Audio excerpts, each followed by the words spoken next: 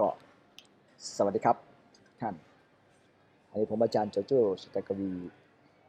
รู้สึกเป็นเกียรติและดีใจมากๆนะครับที่จะได้มาพูดถึงหลักสูตรซึ่งตอนนี้กำลังฮอตมากนะครับที่หลายๆคนกำลังทยอยกันลงทะเบียนเข้ามานะครับซึ่งมีชื่อว่าหลักสูตรสูตรทำกำไร10 เหรียญต่อวันจาก Forex นั่นเองครับผมซึ่งจัดโปรตั้งแต่วันนี้จนถึงสิ้นเดือนธันวาปี62นี้เท่านั้นนะครับหลังจากนั้นก็จะจัดจำหน่ายค่าลงทะเบียนในราคาเต็มนะครับก็คือ 2,999 บาทเพราะฉะนั้นหลายๆคนสอบถามกันเข้ามานะครับว่าหลักสูตรทำกำไร10 เหรียญต่อวันเนี่ยจาก Forex เนี่ยมันคืออะไรอย่างไรนะครับสิ่งแรกที่อยากให้ทุกท่านได้ทำความเข้าใจก็คือถ้าหากทุกท่านหลงไหลในการเทรด Forex เหมือนผมและลูกศิษย์ของผมมากกว่า200 กว่าคนเนี่ยที่เทรดร่วมกันมาประมาณ2 ปีกว่าๆกับ3 ปีแล้วนะครับถ้าทุกท่านหลงไหลการเทรด Forex เหมือนผมและลูกศิษย์ผมทุกท่านก็จะตกกลุ่มรักสูตรทำกำไร10 เหรียญต่อวันนี้ดังแน่นอนครับนี่คือประเด็นที่อยากจะเกิดให้ทุกท่านได้ทำความเข้าใจว่าในช่วงเวลาต่อจากนี้ไปถ้าทุกท่านได้ทำความเข้าใจรายละเอียดเกี่ยวกับหลักสูตรทำกำไร10 เหรียญต่อวันจาก Forex เนี่ยทุกท่านจะได้อะไรจะมีอะไรมี mindset อะไรในการเป็นเทรดเดอร์ที่ประสบความสำเร็จคำว่าประสบความสำเร็จในที่นี้ก็คือการสร้างกำไรอย่างน้อยๆก็คือวันละ10 เหรียญนะครับคือไปเรียนรู้กันเลยครับก็คือให้ทุกท่านถ้าทุกท่านลงทะเบียนเข้ามาเรียนรู้หลักสูตรแล้วให้ทุกท่านเข้าใจได้เลยว่าทุกท่านจะลืมข้อกังวลเกี่ยวกับการล้างพอร์ตไปเลยครับเพราะอะไรครับเพราะว่าผมเนี่ยจะสอนทุกท่านเกี่ยวกับสาเหตุของการล้างพอร์ตซึ่งหลายๆคนอาจจะพอรู้มาบ้างครับว่าโอเวอร์เทรดเสริมเทรนแล้วก็ไม่ตั้ง SL มันเป็นจากสาเหตุหลักๆของมันแต่มันมี mindset หรือมีอะไรมากกว่านั้นซ่อนอยู่นะครับว่าทำไมเราจึงล้างพอร์ตคือบางทีเราก็ดูหลายๆมุมหลายๆอย่างแล้วก็คิดว่าไม่น่าจะมีปัญหาอะไรแต่สุดท้ายเราก็ล้างพอร์ตอยู่ดีนั่นหมายความว่าถ้าลงทะเบียนเรียนคอร์สนี้คอร์สเล็กๆนี้แล้วท่านก็จะลืมข้อกังวลเกี่ยวกับการล้างพอร์ตไปเลยครับไปดูประเด็นที่2กันครับทุกท่านก็จะลืมข้อกังวลเกี่ยวกับการไม่มีเวลาเฝ้าจอข้อนี้สำคัญกับใครครับสำคัญกับกลุ่มคนที่ไม่มีเวลาว่างเช่นคนที่ทำงานประจำนักเรียนนักศึกษาที่ต้องเรียนหนังสือเป็นเวลามีเวลาที่จำกัดมีเวลาถ้าจะเป็นเทรดเดอร์ก็เทรดได้แค่วันละ1 2 3 ชั่วโมงต่อวันอะไรประมาณนี้นะครับต้องรอหลังเลิกงานต้องรอหลังเลิกเรียนนะครับข้อกังวลเนี้ยก็ถือว่าสำคัญนะครับแต่ทุกท่านจะลืมข้อกังวลข้อนี้ไปได้เลยครับเพราะว่าอะไรครับเพราะว่าจริงๆแล้วในการเป็นเทรดเดอร์ Forex เนี่ยสามารถแบ่งออกเป็นอยู่3 กลุ่มหลักๆด้วยกันนะครับอาจจะมีหลายกลุ่มคนอื่นพูดยังไงก็ช่างนะครับผมสรุปออกมาแค่3หลักๆ3รูปแบบหลักๆด้วยกันรูปแบบที่1ก็คือการเทรดแบบ scalping scalping คืออะไรครับการเทรดแบบ scalping ก็คือการเก็บสั้นอาจจะแค่10 จุด20 จุดไม่เกิน50 จุดอะไรอย่างนี้นะครับเรียกว่าการเก็บสั้นนะครับการเทรดแบบที่2ก็คือการเทรดแบบสวิงเทรดคืออะไรสวิงเทรดก็คือการเทรดเป็นรอบก็คือกราฟอ่ะมันขึ้นลงเป็นรอบในแต่ละวันนะครับในวันหนึ่งเนี่ยมันขึ้นลงเป็นรอบแล้วประเด็นคือรอบของอะไรรอบของ time frame อะไรประเด็นคือรอบของ time frame H1 รอบของ time frame H4 หรือรอบของอะไรนี่คือแบบที่2คือการเทรดแบบสวิงเทรดคือขึ้นลงเป็นรอบและแบบที่3ก็คือการรันเทรนหรือว่าการถือไม้ยาวๆนั่นเองครับเพราะฉะนั้นคนที่เฝ้าหน้าจอก็คือคนที่ไม่เข้าใจเทคนิคหรือว่ารูปแบบการเทรดที่แท้จริงครับในการเป็นเทรดเดอร์ซึ่งมันมีมากถึง3แบบคือมีแบบ scalping มีแบบ สวิงเทรดเป็นรอบแล้วก็มีแบบรันเทรนไปเรื่อยๆนะครับนะคนที่ไม่เข้าใจก็จะคิดหรือว่ามีข้อกังวลเกี่ยวกับการไม่มีเวลาคือถ้าฉันต้องได้เฝ้าหน้าจอฉันคงเป็นเทรดเดอร์ไม่ได้อะไรประมาณนี้เพราะฉะนั้นข้อกังวลนี้หมดไปเพราะว่าผมจะสอนแพทเทิร์นพื้นฐานเกี่ยวกับการเทรดใน3รูปแบบที่ผมพูดมาก็คือการเทรดแบบสกอปปิ้งการเทรดแบบสวิงเทรดแล้วก็การเทรดแบบรันเทรดนะครับข้อกังวลข้อที่3ที่คนส่วนใหญ่กังวลใจมากที่สุดก็คือการออกไม้ผิดทางนั่นเองครับเพราะอะไรครับคือจริงๆการออกไม้ผิดทางเนี่ยมันก็เป็นกันทุกคนนั่นแหละครับเพียงแต่ว่าคำว่าผิดทางน่ะเรามีระบบมีแบบแผนดูมันยังไงเช่นบางคนอาจจะบอกว่าดูทำเฟรม M5 กราฟมันกำลังขึ้นเนี่ยแต่ทำไมอาจารย์โจโจ้ถึงบอกว่าเป็นผิดทางอ่ะประเด็นอย่างเงี้ยนะครับก็คือนี่เรื่องเหล่านี้ก็จะเป็นข้อกังวลของหลายๆคนสำหรับมือใหม่ครับส่วนคนที่เทรดมาแล้วเป็นปี2ปีจะรู้ว่าการดูไทม์เฟรมของForex เนี่ยมันมีหลายไทม์เฟรมนะครับมันมีมาตั้งแต่1นาที5นาที15นาที30นาที1ชั่วโมงไปจนถึง1วีค1เดือนกันเลยทีเดียวนะครับนั่นหมายความว่า1แท่งเทียนเท่ากับ1เดือนเพราะฉะนั้นถ้าจะดูแท่งเทียนแบบเดือนท่านจะเห็นว่าในปีนี้แท่งเทียนจะเริ่มมา12แท่งแล้วนั่นเองครับเพราะฉะนั้นการดูไทม์เฟรมต่างๆนี่เกี่ยวข้องกันกับการออกไม้ผิดทางแน่นอนนะครับคำว่าสวนเทรนหรือไม่ผิดทางหรือไม่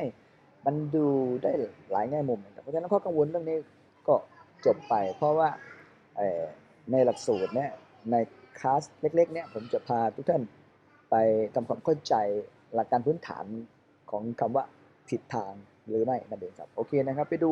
ประเด็นข้อกังวลอีกข้อหนึ่งก็คือการมีเงินทุนน้อยๆแต่อยากจะมีกำไรวันละ10 เหรียญ20 เหรียญอย่างเงี้ยประเด็นในเรื่องนี้จำเป็นต้องมาทำความเข้าใจกันให้ลึกซึ้งนะครับว่าถ้าทุกท่านอยากมีกำไรเท่าไหร่ประเด็นมันอยู่ที่ว่าท่านจะต้องมีทุนเท่าไหร่ต่างหากครับไม่ใช่ว่าอยากได้กำไรเท่าไหร่ท่านมีทุนเท่าไหร่ต่างหากถึงจะไปต่อว่าจะมีกำไรเท่าไหร่เช่นถ้าท่านอยากมีกำไร10 เหรียญต่อวันท่านต้องมีทุนเท่าไหร่หลักๆเลยก็คืออย่างน้อยๆคือ500เหรียญจนถึง 1,000 เหรียญนั่นเองครับถึงจะมีกำไรวันละ10 เหรียญได้เพราะเรทการทำกำไรจริงๆที่ไม่เครียดที่ไม่กดดันเราจริงๆก็คือการทำกำไรวันละ1-2%ต่อวันครับของพอร์ตนะครับ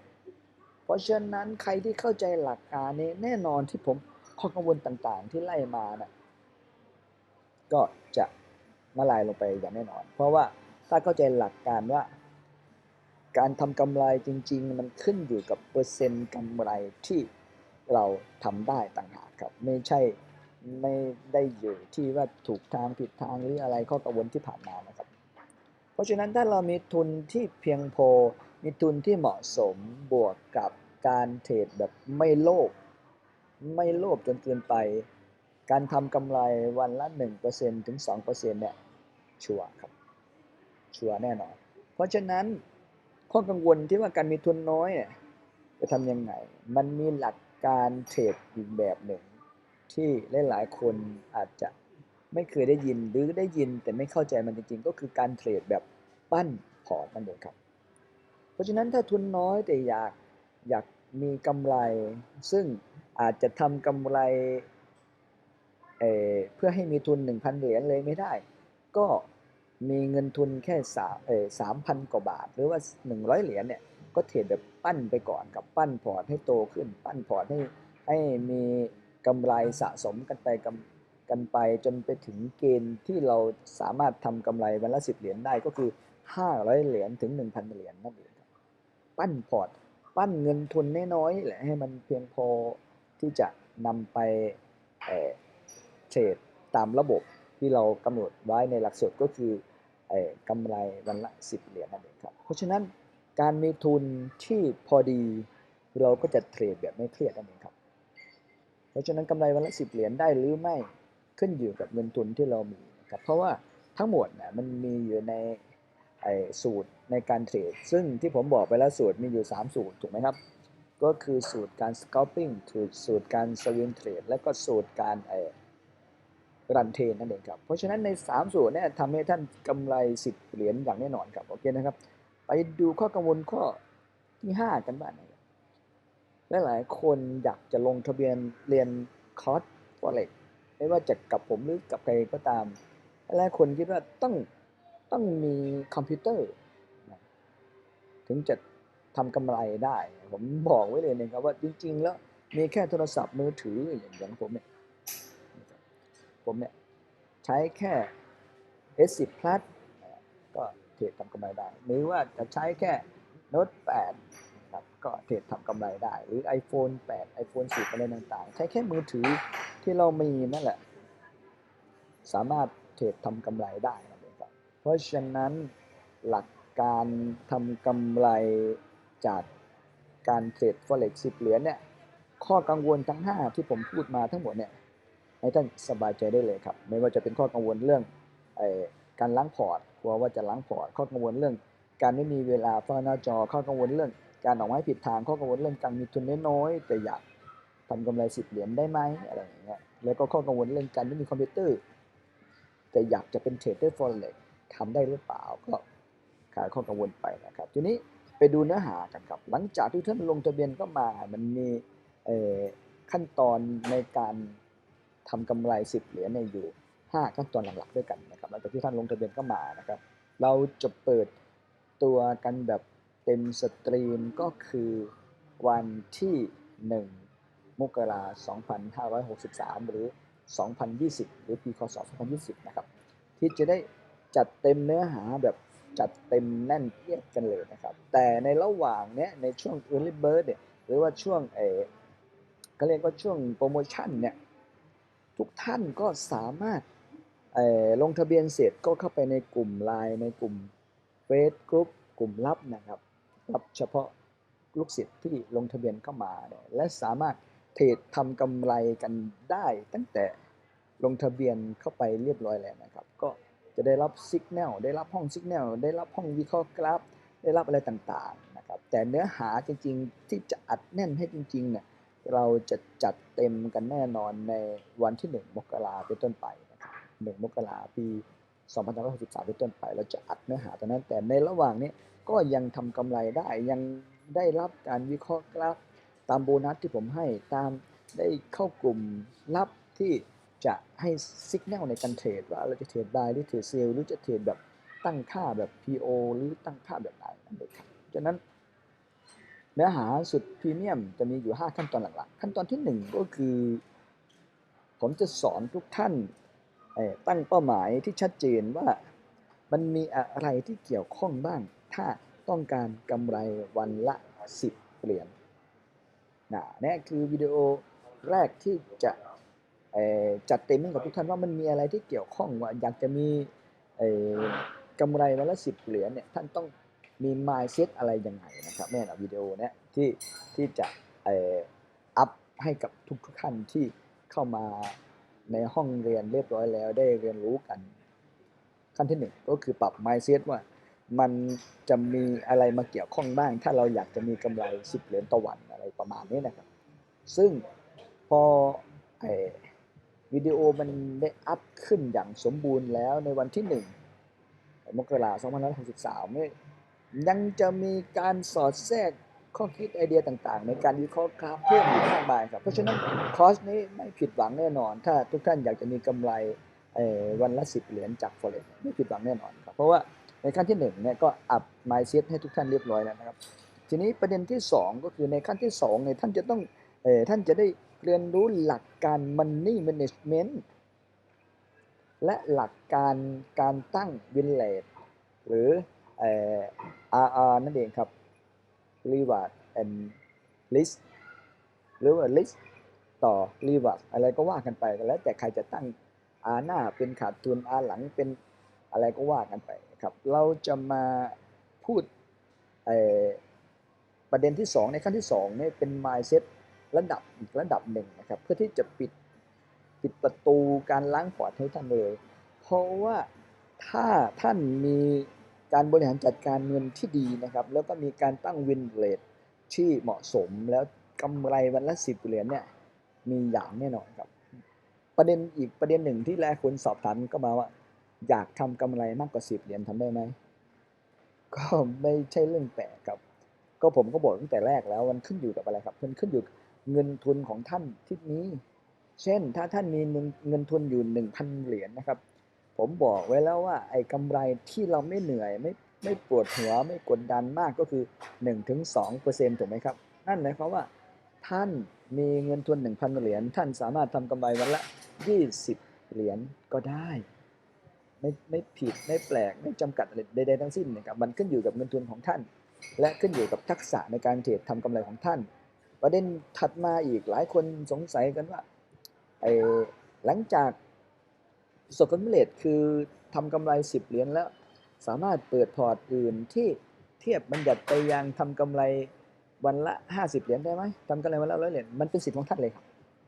และไม่ต้องจ่ายเพิ่มใดๆทั้งสิ้นครับเพราะท่าน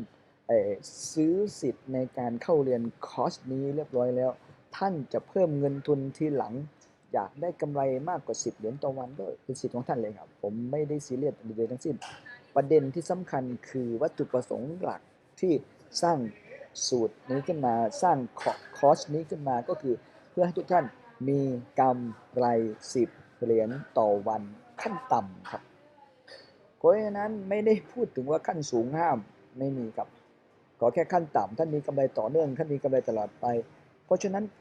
ท่านที่ปรับ mindset ได้ถูกต้องในขั้น1ขั้น2เนี่ยปรับ mindset ที่ถูกต้องการทำกำไรวันละ10 เหรียญ50 เหรียญ100 เหรียญ1,000 เหรียญ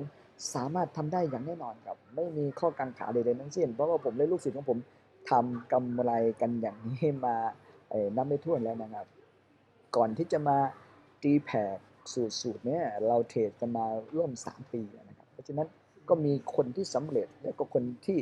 สำเร็จน้อยสำเร็จมากแตกต่างกันไปขึ้นอยู่กับการใส่ใจของแต่ละคนนั่นเองครับโอเคนะครับหลังจากเรียนรู้กันไป2ขั้นแล้วก็จะไปพูดถึงขั้นที่สำคัญที่สุดก็คือสูตรการทำกำไร10 เหรียญต่อวันซึ่งสูตรนี้คืออะไรสูตรการ scalping การเก็บสั้นใช้สูตรยังไงการตั้งค่าอินดี้ที่ง่ายและทำตามได้ง่ายๆทำยังไงเนี่ยสูตรเนี่ยอยู่ในขั้นที่3เองครับสูตรที่2ก็คือสูตรการเทรดแบบสวิงเทรดเล่นเป็นรอบเล่นยังไงบางคนถามว่าเล่นเป็นรอบของ M15 ได้ไหมได้บางคนถามว่าเล่นเป็นรอบของ M5 ได้ไหมได้บางคนถามว่าเล่นเป็นรอบของ M1 ได้ไหมได้แต่ความสะเทือนใจของท่านจิตใจของท่านมันขึ้นอยู่กับทุกท่านรับได้แค่ไหนต่างหากครับเพราะฉะนั้นการเล่นสวิงเทรดเนี่ยสามารถเล่นได้ตั้งแต่ M1 จนถึงรอบของเดือนเลยก็ว่าได้นะครับเพียงแต่ว่าประเด็นก็คือผมอยากให้ทุกท่านโฟกัสไปที่การทำกำไรเป็นวันไปเพราะมันจะมีสรุปในขั้นสุดท้ายไงครับสรุปรายวันนั่นเองครับโอเคนะครับทีนี้ประเด็นก็คือเมื่อกี้พูดถึงสูตรเป็น2 สูตรนะครับก็คือสูตรการ scalping แล้วก็สูตรของการ swing trade และสูตรที่3ก็คือสูตรการเทรดแบบรันเทรนหรือว่าการถือไม้ยาวๆอาจจะเป็นรอบ1วันหรือรอบ1วีคหรือรอบ1เดือนก็ว่ากันไปนะครับเพราะเป้าหมายเราคืออะไรครับวันละ10 เหรียญถูกไหมครับถ้าเราถือยาวรอบ1เดือนก็คือวันเทรดจริงๆมีกี่วันครับใน1เดือนก็20วันนิดๆถูกไหมครับเพราะฉะนั้นก็เอา20วันนั้นไปคูณกับวันละ10 เหรียญนั่นเองครับก็ประมาณนั้นนะวันละ10 เหรียญ10วัน100 เหรียญถูกไหมครับวันละ10 เหรียญ20วันก็200 เหรียญนั่นคือการถือยาวต้องดูที่ equity ว่ามันบวกหรือเปล่าถ้ามันบวกรันบวกไปเรื่อยๆกำไร200 เหรียญก็ถือยาวได้นะครับนั่นคือประเด็นโอเคนะครับเพราะฉะนั้นในขั้นที่3เนี่ยจะเป็นการเรียนรู้สูตรละซึ่งสูตรเนี่ยคนที่เข้าห้องเรียนก่อนสิ้นปีเนี่ยก็อาจจะได้เรียนรู้ก่อนนะครับแต่สำหรับใครที่พลาดช่วงโปรโมชั่นแล้วก็ไปจ่ายเต็มจะได้ จัดเต็มกันแน่นอนในวันที่1เดือนมกราปี 2563 หรือปีคศ2020 นั่นเองครับคศ2020 นั่นเองครับโอเคหลังจากที่เรียนสูตรแล้วก็จะไปสู่ขั้นที่4ครับขั้นที่4ก็คือการเข้าห้องไลฟ์เทรดหรือไลฟ์วิเคราะห์หรือวิเคราะห์ด้วยวิดีโออัพขึ้นให้ทุกท่านดูหรือการออกไม้การให้สัญญาณว่าจะตั้งแบบ pending order หรือการออกออเดอร์ไปพร้อมๆกันนะครับเพราะฉะนั้นในขั้นที่4เนี่ยเป็นขั้นของการลงมือทำอย่างแท้จริงประเด็นก็คือคนที่ไม่มีเวลาไม่มีเวลามาไลฟ์เทรดคือเทรดไปพร้อมๆกันเนี่ยทำไงก็ตั้งแบบ PO ครับเพราะว่าผมจะวิเคราะห์ให้2แบบซึ่งบางคนก็อาจจะเทรดไปพร้อมกันกับผมหรือตั้งแบบ PO ก็คือคำสั่งซื้อขายล่วงหน้านั่นเองครับโอเคนะครับเพราะฉะนั้นในขั้นที่4เนี่ยเป็นขั้นของการเทรดกันจริงๆละทีนี้แล้วก็ในแต่ละวันเราก็จะมูฟไปที่ขั้นที่5ก็คือการสรุปผลการเทรดร่วมกันนะครับวิเคราะห์ร่วมกันว่ากราฟมันขึ้นเพราะอะไรกราฟมันลงเพราะอะไรเรามีกำไรตามเป้า10เหรียญหรือไม่อะไรประมาณนี้นะครับเพราะฉะนั้นเราจะไปวิเคราะห์ร่วมกันอีกทีซึ่งเป็นขั้นที่5นั่นหมายความว่าในแต่ละวันนะครับในแต่ละวันหลังจากที่ท่านได้เรียน3เรื่องหลักๆเรียบร้อยแล้วในขั้น1ขั้น2ขั้น3ถูกไหมครับขั้นที่1ก็คือเรื่องของการตั้งเป้าหมายกำไรที่ชัดเจนการปรับ mindset ที่ชัดเจนขั้นที่2ก็คือการรู้จักหลักการ money management ที่ชัดเจนรู้จักหลักการตั้ง win rate ที่ชัดเจนนะครับก็ไปถึงเรื่องของการเรียนรู้สูตรของการทำกำไรให้เข้าใจนะครับว่าท่านชื่นชอบการเป็นเทรดเดอร์สไตล์ไหนจะเป็นสไตล์สกอปปิ้งหรือจะเป็นสไตล์สวิงเทรดหรือจะเป็นสไตล์รันเทรนอะไรอย่างเงี้ยนะครับเราต้องปรับ mindset ของเราให้ชัดเจนในแบบนั้นแล้วเราก็จะมาเข้าสู่หน้าไลฟ์เทรดหรือหน้าไลฟ์วิเคราะห์กราฟหรือหน้าสัญญาณนั่นเองครับเพราะฉะนั้นกระบวนการต่างๆมันจะหมุนวนกันหลังจากที่เรียน3ขั้นถูกไหมครับมันก็จะเหลืออยู่2ขั้นก็คือเทรดในวันนั้นแล้วก็สรุปผลในวันนั้นเทรดในวันนั้นแล้วก็สรุปผลในวันนั้นซึ่งแน่นอนมันสามารถช่วยให้ทุกท่านมีกำไรอย่างยั่งยืนแล้วก็พัฒนาการเทรดของตัวเองได้อย่างแน่นอนนะครับ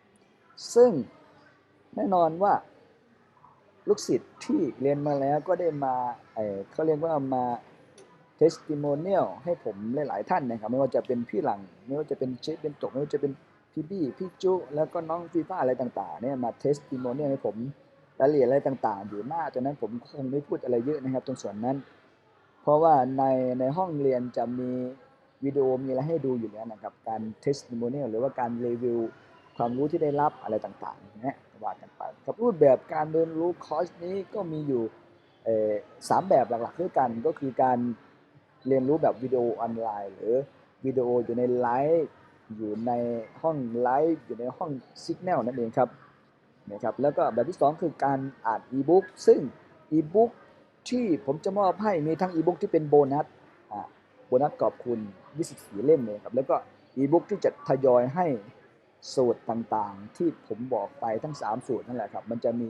รายละเอียดเปลี่ยนย่อยอยู่ซึ่งผมจะทำเป็นอีบุ๊กมอบให้นะครับและอย่างที่3ก็คือการเข้าห้องไลฟ์เทรดนั่นเองครับเทรดไปพร้อมกันวิเคราะห์คู่เงินไปพร้อมกันแล้วก็ตั้ง pending order กันไปพร้อมกันนะครับการเรียนรู้จะเป็น3แบบประมาณนี้นะครับทีนี้ประเด็นที่สำคัญก็คือถ้าใครเห็นวิดีโอนี้ก่อนวันที่31ธันวาคมปีนี้นะครับท่านจะได้รับโปรโมชั่นลดพิเศษก็คือ599 บาทซึ่งถ้าใคร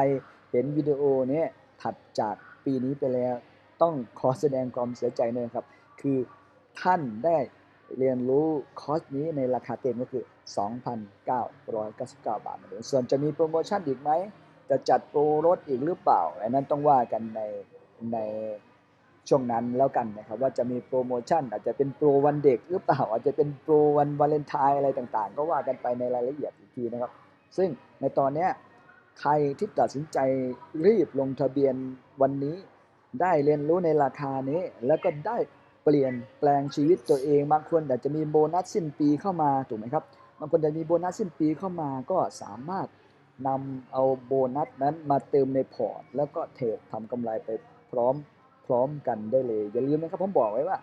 ทุนน้อยก็เทรดแบบปั้นพอร์ตไปเรื่อยๆแล้วก็มีกำไรกันไปเรื่อยๆนะครับทีนี้ขั้นตอนการโอนเงินต่างๆมีอยู่ในหน้าเพจอยู่แล้วนะครับเดี๋ยวค่อยทักมาพูดคุยกับแอดมินได้นะครับทีนี้โบนัสพิเศษที่ผมจะมอบให้กับทุกท่านโบนัสที่1ก็คือนอกจากท่านจะได้เรียนรู้ที่เราเกริ่นมาทั้งหมดเรียบร้อยแล้วนะครับนอกจากท่านจะได้เรียนรู้ทั้ง5ขั้นตอนการปรับ mindset อะไรต่างๆเรียบร้อยแล้วท่านยังได้โบนัสที่1ก็คือท่านจะได้รับระบบ affiliate โปรแกรมนะครับระบบ affiliate โปรแกรมก็คือการสร้างรายได้จากคอร์สทั้งหมดของผมที่สร้างขึ้นมาใน www.forextourist.com ทั้งหมดเลยนะครับไล่มาตั้งแต่คอร์สนี้ราคา 2,999 บาทไปจนถึงคอร์สใหญ่ที่ราคา 300,000 ครับตอนนี้ที่ผมอัพอยู่ในนี้มีถึงราคา 100,000 แต่มันมีคอร์สใหญ่อีก1คอร์สที่ผมจะอัพข้อมูลอัปเดตข้อมูลให้อีกทีก็คือคอร์สราคา 300,000 ซึ่งค่าคอมมิชชั่นในแต่ละคนที่ที่ทำการตลาดแล้วมียอดซื้อยอดลงทะเบียนเข้ามานะครับ 25% ต่อคอร์สครับนั่นหมายความว่าท่านก็คำนวณเอานะครับคนที่ลงทะเบียนเรียน 300,000 บาท 25% เป็นเท่าไหร่ก็ว่ากันไปตามรายละเอียดนั่นเลยครับนั่นคือโบนัสที่1ก็คือท่านจะได้รับระบบ Affiliate โปรแกรม1ระบบสามารถทำกำไรโดยยังไม่ต้องเทรดเลยด้วยซ้ำนะครับโบนัสข้อที่2ก็คือนี่ไงครับปกติกลุ่ม Signal หรือกลุ่มวิเคราะห์กราฟเนี่ยต้องเสียเงินนะครับแต่ผมจัดให้เลยครับจัดให้เลยครับก็คือการวิเคราะห์กราฟการให้ Signal อะไรต่างๆเนี่ยจัดให้เลยครับจัดให้ฟรีๆเลยนะครับส่วนจะหมดโปรฟรีนี้เมื่อไหร่ก็ค่อยไปว่ากันในรายละเอียดหลังจากที่ท่านเทรดทำกำไรได้แล้วอาจจะไม่อยากเข้าห้องเนี่ยก็ว่ากันไปในรายละเอียดครับหรือใครอยากจะอยู่ต่ออาจจะได้ดูฟรี1เดือนได้ดูการวิเคราะห์กราฟฟรี1เดือนวิเคราะห์กราฟคำว่าวิเคราะห์นี่คือวิเคราะห์แบบเจาะลึกนะครับไม่ใช่วิเคราะห์แบบผ่านๆนะครับก็อาจจะมีการเก็บค่าสมาชิกรายเดือนต่อมาแต่ฟรีครับช่วงนี้ฟรีแน่นอนโบนัสข้อที่3ก็คือท่านไหนที่เทรดผ่านคอมพิวเตอร์ผมจะมอบจุดอินดิเคเตอร์ที่เซตค่าไว้แล้วให้อีก1ชุดครับเซตค่าไว้แล้วว่าสามารถใช้ชุดอินดิเคเตอร์นี้เทรดตาม3รูปแบบที่เราพูดกันมาก่อนหน้านี้ก็คือเทรดแบบ scalping เทรดแบบสวิงเทรดแล้วก็เทรดแบบรันเทรดในชุดอินดิเคเตอร์นี้นอกนั้นยังไม่พอประเด็นก็คือบางคนบอกว่าอยากจะตั้งค่าอินดิเคเตอร์ที่เหมาะกับมือถือได้ไหมได้ครับผมจะมอบให้ในโบนัสที่3นี้เลยครับโอเคนะครับหลังจากที่ทำความเข้าใจกันในเบื้องต้นแล้วว่าคอสสูตรทำกำไร10เหรียญต่อวันจาก Forex เนี่ยเป็นยังไงกันบ้างมีรายละเอียดอะไรยังไงก็ผมก็ได้ทำหน้าที่ในการแนะนำคอร์สใหม่ปี 2020 นี้เรียบร้อยแล้วนะครับส่วนท่านจะตัดสินใจตอนนี้ทันทีในราคา 599 บาทเนี่ยหรือจะรอตัดสินใจอีกทีคือสิ้นปีคือวันที่1 มกราคม 2563ในราคาเต็มก็ตามนั้นนะครับผมเคารพในการตัดสินใจของทุกท่านถ้าทุกท่านอยากเปลี่ยนชีวิตถ้าทุกท่านต้องการที่จะย้ายตัวเองจากการสร้างรายได้แบบเดิมๆ move มาสู่การสร้างรายได้แบบใหม่การมีอิสรภาพในการใช้ชีวิตการนั่งเทรดชิลๆอยู่ที่ร้านกาแฟการไม่ต้องเป็นลูกน้องใครไม่ต้องเป็นลูกจ้างใครถ้าใครที่เคยดูวิดีโอ7ข้อดีของการเทรด Forex จะรู้ว่ามันมีรายละเอียดข้อดีอะไรต่างๆมากมายครับโอเคนะครับขอให้ทุกท่านมีความสุขกับการใช้ชีวิตตั้งแต่วันนี้จนไปถึงปีหน้าแล้วกันนะครับจนถึงปีต่อๆไปแล้วกันทุกท่านมีความสุขกับการใช้ชีวิตใช้ความสุขนำทางให้มากที่สุดเท่าที่จะมากได้นะครับใครที่ตัดสินใจเปลี่ยนชีวิตลงทะเบียนตอนนี้ทันทีครับเพราะถ้าท่านเลื่อนไป